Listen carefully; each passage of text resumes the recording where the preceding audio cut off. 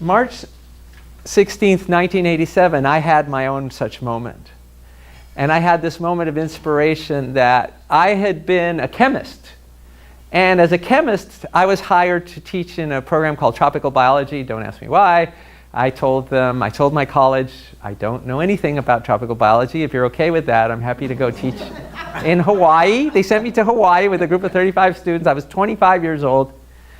And I fell in love with coral reefs. And then I said, I am going and following my passion for coral reefs.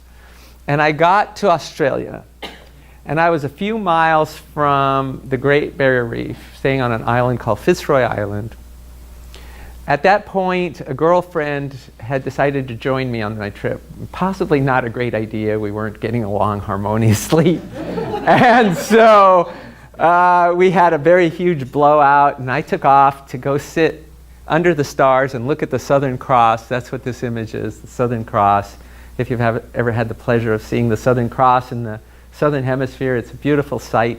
And at that moment, I said to myself, because I know I said this because I have it in my journal from 30 years ago, there has to be more than the daily crises of personality. There has to be more. And at that moment, something shifted, and I had this moment of inspiration, and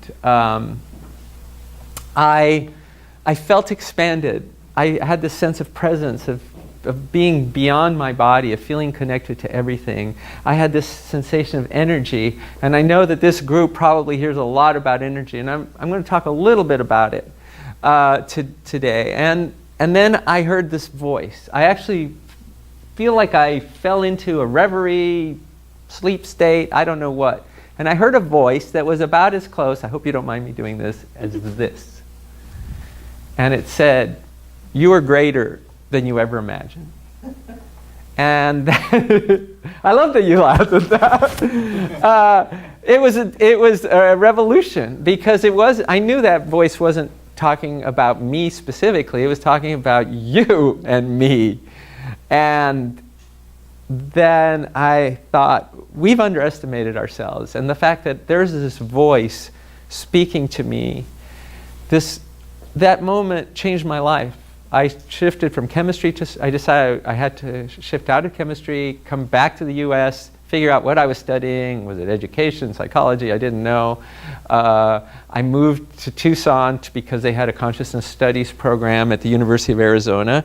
And I decided I need to study the interface between consciousness and creativity. So I came to a place that had a consciousness studies program and had a pretty renowned creativity researcher. So it was a really great fit. And I never left.